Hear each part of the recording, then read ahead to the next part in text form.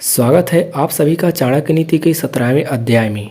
चाणक्य अपने इस 17वें अध्याय में घर को कैसे स्वर्ग के जैसा बनाया जा सकता है, घर में कैसे लोग रहे तो सुखी रहता है, घर में कैसे सुखी रहा जा सकता है, इसी के बारे में 17वें अध्याय में चाणक्य बताते हैं। तो आइए इस अध्याय को शुरू करते हैं।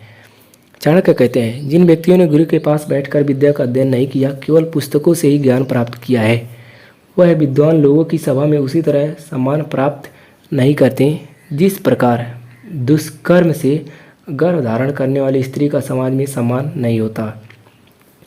इस कथन का भाव यह है कि गुरु के पास बैठकर ही सही अर्थों में विद्या का अध्ययन किया जा सकता है। गुरु से ही ज्ञान की प्राप्ति होती है। मनुष्य अपने प्रयत्न से जो ज्ञान प्राप्त करता है वह कई प्रकार से अधूरा रहता है। इसलिए ऐसा व्यक्ति विद्वानों की सभा में उपहास का पात्र होता है जिसने गुरुमुख से विद्या प्राप्त नहीं की है। गुरु से विद्या प्राप्त करने का महत्व इसलिए है कि गुरु ग्रहण करने योग्य सब बातें शिष्य पर प्रकट कर देता है। ज्ञान के सब रहस्य उसके समक्ष खुल जाते हैं। अपने प्रयत्न से विद्या प्राप्त करने पर कुछ न कुछ अनजाना रह ही जाता है। ऐसी स्थिति में क्या करना चाहिए, इसकी जानकारी भी गुरुमुख से ही प्राप्त होती है। तभी तो व्यक्ति प्रत्येक स्थिति का सामना करने के लिए स्वयं तैयार कर पाता है। इस कथन का भाव गुरु के महत्व को प्रकट करता है। चाणक्य इस कथन में गुरु के महत्व को बताते हैं। जो जैसा करे उससे वैसा बरते, कृतज्ञ के प्रति कृतज्ञता भार, हिंसक एवं दुष्ट के साथ हिंसायुक्त और दुष्टता से दुष्टता भार व्यवहार करें, अर्थात जो जैसा है उससे वैसा ही व्यवहार करें। जो वस्तु अत्यंत दूर है, जिसकी आराधना करना अत्यंत कठिन है और जो अत्यंत ऊंचे स्थान पर है, ऐसी चीज़ों को तप द्वारा ही सिद्ध किया जा सकता है। सिद्धि का प्रयोग यह प्राप्त करना भी है। जो चीज़ जितनी दूर दिखाई देती है, ऐसा प्रतीत होता है कि उससे पाना संभव है, उसे भी प्रयत्न रूपी तपस्या द्वारा प्राप्त किया जा सकता है। तप अथवा परिश्रम द्वारा असंभव कार्य को भी संभव बनाया जा सकता है। तप से ही मनुष्य को अनेक सिद्धियां प्राप्त होती हैं। यदि मनुष्य में लाभ होता है तो उसे किसी अन्य बुराई की आवश्यकता नहीं है। यदि मनुष्य में लोभ है तो उसे किसी अन्य बुराई की आवश्यकता नहीं। यदि व्यक्ति चुगलखोर है तो उससे बढ़कर और कोई पाप हो ही नहीं सकता।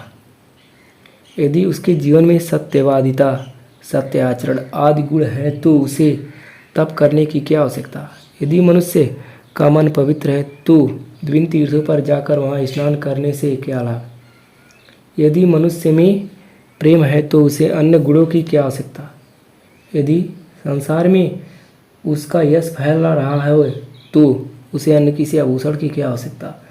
अर्थात उसे अपने शरीर को सजाने के लिए आभूषण की आवश्यकता नहीं। यदि उसके पास उत्तम विद्या है तो उसे किसी अन्य धन की क्या आवश्यकता है। यदि और उसका अपयश फैल रहा है तो उसे मृत्यु को क्या लेना देना, वह जीते जी ही मृत्यु के समान है।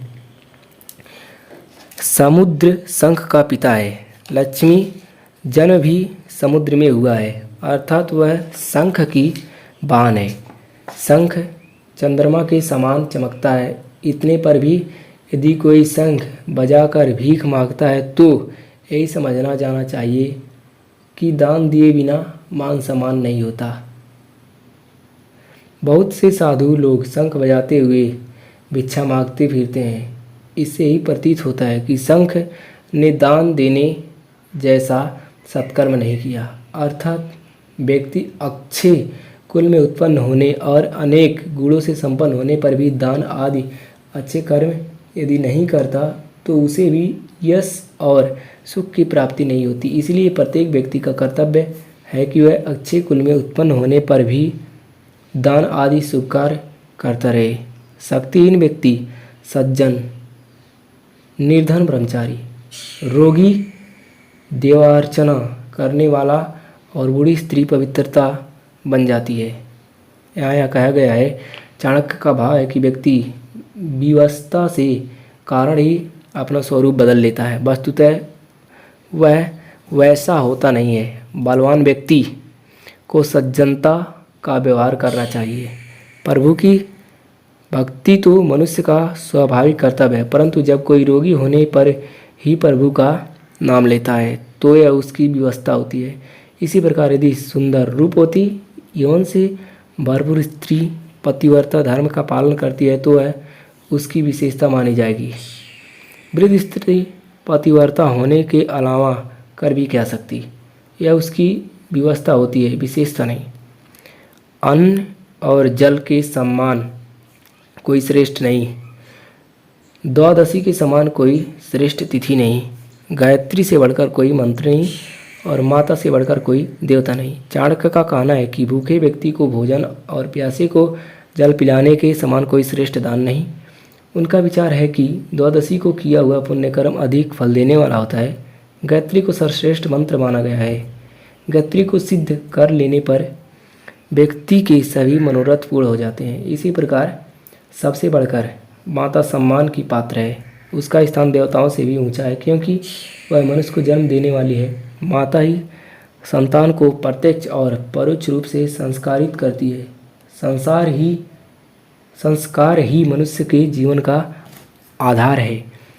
सांप का विष उसके दांत में होता है, मक्खी का विष उसके सिर में रहता है, बिच्छू का विष उसकी पूंछ में होता है। अर्थात इन सभी विषैले प्राणियों के एक एक अंग में ही विष होता है, लेकिन दुर्जन मनुष्य के सभी अंगों में विष होता है। आचार्य का कहना है कि विषैले प्राणियों के विष का प्रयोग करने के लिए समय चाहिए। वह विशेष परिस्थितियों में ही, जैसे शिकार करने या अपने बचाव के लिए ही अपने विष का प्रयोग करते हैं, जबकि दुष्ट तो सदैव विष दंश करता रहता है। आचार्य के अनुसार स्त्री का सबसे प्रथम कर्तव्य अपने पति की सेवा है। जो स्त्री अपने पति की सेवा ना करती हो तथा अन्य धार्मिक कार्यों में अपना समय बिताने का प्रयत्न करती है, उसे कोई विशेष लाभ नहीं होता। उसका सर्वप्रथम कर्तव्य पति की सेवा करना है, उसी से उसे मोक्ष मिलता है। परोक्ष रूप से संदेश यह है कि स्त्री पहले अपने पारिवारिक कर्तव्य का निर्वाह करे, सेवा ही उसकी मुक्ति का साधन है। हाथ की शोभा कंगन पहनने से नहीं, वरना दान आदि देने से होती है। शरीर की शुद्धि स्नान से करने से नहीं, चंदन लगाने से नहीं, मनुष्य की तृप्ति आदर सम्मान से होती है, भोजन से नहीं, और मनुष्य का मोक्ष ज्ञान से होता है। चंदन आदि से, तिलक लगाने से नहीं। अर्थात यहाँ यह कहा गया है, हाथ में कंगन पहनने से हाथ की शोभा नहीं, दान देने से होती है। शरीर की शुद्धि स्नान करने से नहीं, चंदन लगाने से नहीं, और तृप्ति चाहे उसकी आदर सम्मान करने से होती है। और चंदन टीका लगाने से मनुष्य को मोक्ष नहीं मिलता, वरना ज्ञान से मिलता है। आचार्य ने यहाँ पर बाहरी साधनों की निरर्थकता बताते हुए आंतरिक श्रेष्ठता और संतुष्टि पर जोर दिया है। ब्रह्म साधनाओं को ही असल माना लेना मनुष्य की सबसे बड़ी भूल है। यह भूल अक्सर लोग करते ही रहते हैं। कुंदरू खाने से तत्काल मनुष्य की बुद्धि नष्ट हो जाती है, वच खाने से तत्काल बुद्धि बढ़ती है, नारी शीघ्र शक्ति का हरण करती है और दूध पीने से उसी क्षण बल प्राप्त होता है। जिन सज्जन लोगों के दिल में दूसरों का उपकार करने की भावना जागृत रहती है, उनकी विपत्तियाँ नष्ट हो जाती हैं और पग पग पर उन्हें धन संपत्ति की प्राप्ति होती है। भोजन करना, नींद लेना, भयभीत होना, मैथुन करना, अर्थ संतान की उत्पत्ति करना, ये सब बातें मनुष्य और पशु में एक जैसी होती है। मनुष्य में पशुओं की उपेक्षा धर्म ही ऐसी विशेष वस्तु है जो उनसे अधिक होती है। यदि मनुष्य में धर्म ना हो तो वह भी पशु के समान ही है। पशु के समान नहीं बल्कि उनसे भी गए गुजरे हैं, क्योंकि मनुष्य का काम ही धर्म कर्म करना है। लेकिन जब पशुवत हो जाते हैं तो पशु से भी गए गुजरे हो जाते हैं। पशु तो अपने ही स्वभाववश पशुवत होता है। यदि मद में अंधा हाथी अपनी मंद बुद्धि के कारण अपने मस्तक पर बैठे हुए मद पीने के इच्छुक भंवरे को अपने कान फाड़ कर दूर भगा देता है तो इसमें भंवरे की कोई हानि नहीं होती। वह जाकर खिले हुए कमल पर जा बैठता है, उन्हें वहाँ से रस मिल जाता है। परंतु ऐसा करने से हाथी के गंड स्थल की ही शोभा नष्ट होती है। आचार्य का अभिप्राय है कि कुछ मांगने आए हुए याचक को लौटाने की याचक की हानि नहीं होती, अपितु दाता की ही हानि होती है। याचक को निराशा नहीं लौटाना चाहिए, उसका सम्मान करके उसको दान दक्षिणा दे, ताकि वह लोगों के सामने दाता के गुणों का बखान कर सके।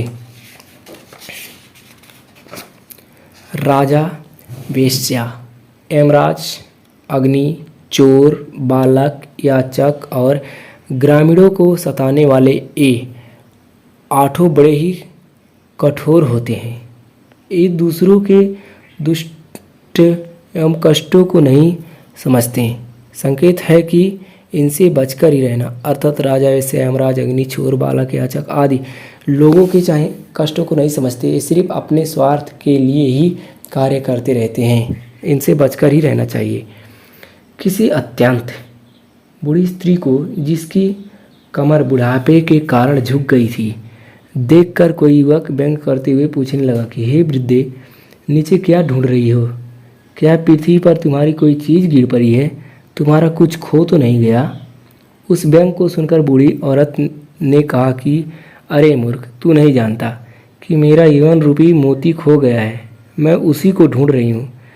वृद्ध का संकेत है कि इस संसार में जिसने जन्म लिया है वह बचपन, किशोर और युवा अवस्था के बाद वृद्ध अवस्था को प्राप्त होता है। इससे कोई भी नहीं बच सकता। तू भी यहाँ पहुँचेगा, इसलिए मुझ पर ना हंस। जिसका सामना करना हो उस पर क्यों हंसना। यह वृद्ध की उपेक्षा की ओर भी ध्यान दिलाता है। हर पीढ़ी अपनी पिछली पीढ़ी का मजाक ही उड़ाती है। एक विचारक ने सही कहा है कि वृक्ष की शाखाएं, पत्ते और फूल यह भूल जाते हैं कि उन्हें जीवन उन पेड़ों से मिल रहा है जो कुरूप, परोक्ष और निष्क्रिय हैं। हे केतकी, तुझसे सांप लिपटे रहते हैं, फल भी नहीं लगते, कांटे भी और बकरता भी है। इसके अतिरिक्त तेरा नाम कीचड़ में होता है, नहीं, तेरा जन्म कीचड़ में होता है और तू सरलता से प्राप्त भी नहीं होती।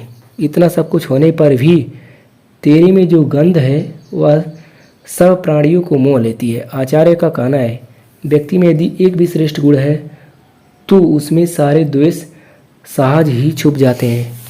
अर्थात हमने देखा है कि जो कमल का फूल है वो कीचड़ में ही फूलता है, लेकिन कीचड़ में फूलने के बावजूद भी वह सबको मोह लेता है। यहाँ केतकी की फूल की बात की गई है, उसमें सांप लिपटे रहते हैं, मकरता भी होती है, जन्म भी कीचड़ में होता है।